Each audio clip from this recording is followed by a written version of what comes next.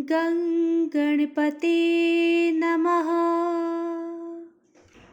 होई है वही जो राम रचि राखा, को करे तर्क बड़ा वही शाखा।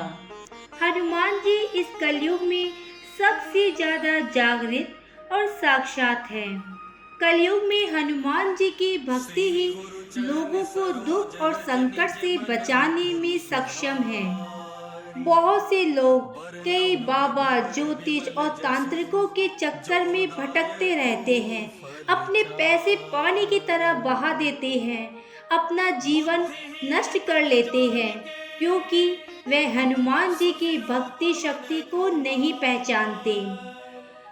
जो कोई हनुमान जी के शरण में आ जाता है, हनुमान जी उसके सारे कष्ट, तकलीफ, संकट सब दूर कर देते हैं। हनुमान जी सबसे जल्दी प्रसन्न होने वाले देवता हैं। नमस्कार दोस्तों, भक्ति ही शक्ति में आप सभी का स्वागत है। आज मैं आपके लिए लेकर आई हूँ हनुमान जी की एक सच्ची कहानी, हनुमान जी के भक्त की सच्ची कहानी। तो चलिए दोस्तों, अब हम सुनते हैं। अब ये कहानी सुनिए उन्हीं की जुबानी। मैं अपना नाम गुप्त रखना चाहता हूँ। मैं राजस्थान के जयपुर का रहने वाला हूँ।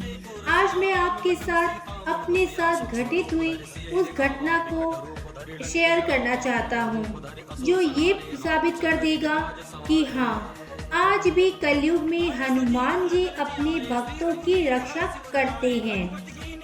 ये बात नवंबर 2020 की है।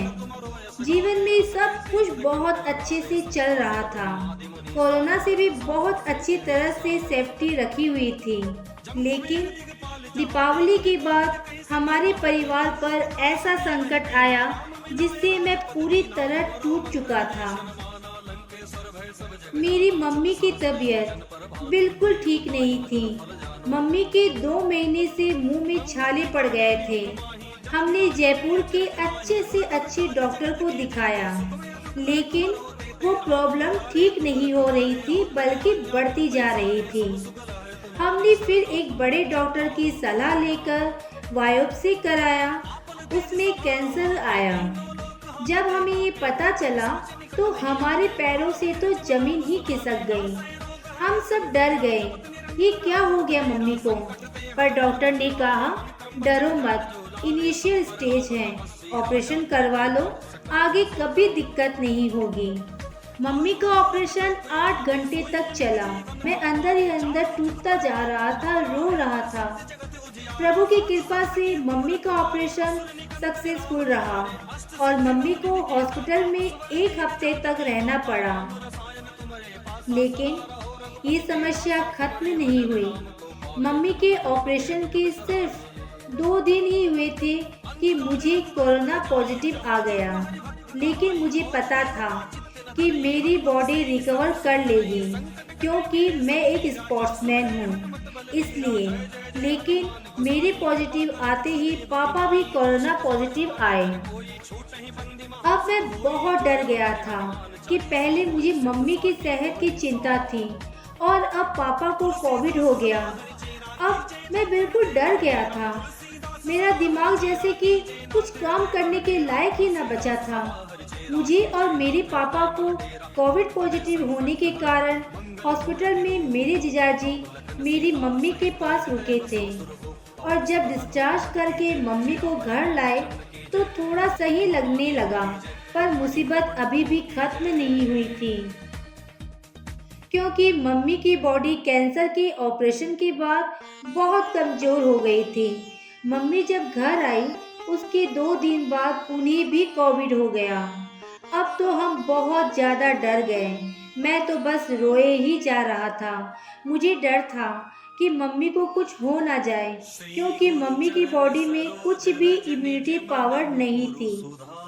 मैं बचपन में तो हनुमान चालीसा पढ़ता था, लेकिन बड़ा होने के बाद मैंने पाठ करना बंद कर दिया था।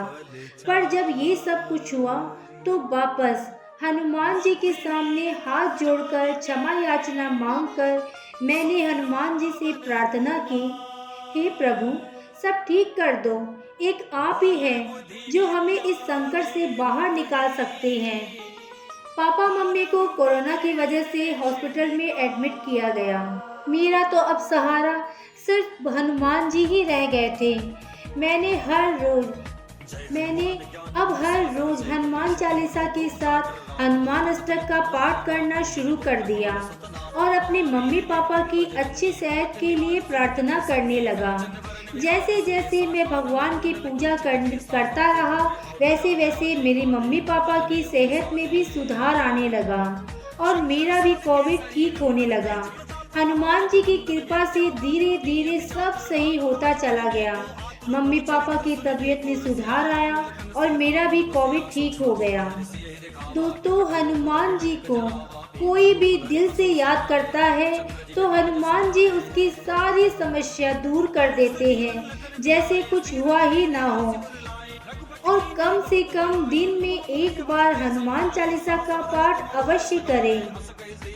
प्रभु कभी भी आपके जीवन में कोई भी समस्या नहीं आने देंगे।